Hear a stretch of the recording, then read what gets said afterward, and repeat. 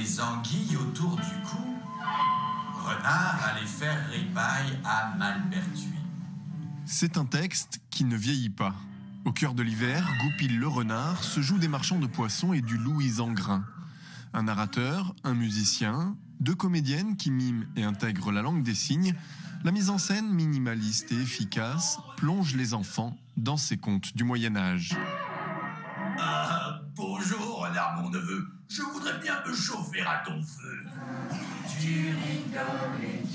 À l'issue de la représentation, un échange entre la troupe et le public débouche sur une petite leçon de langue des signes. Car la volonté du festival, c'est que les enfants ne viennent pas seulement consommer les spectacles, mais soient actifs, participent et se posent des questions sur leur expérience. On a édité un petit guide qui s'appelle « Mes aventures de jeunes spectateurs ».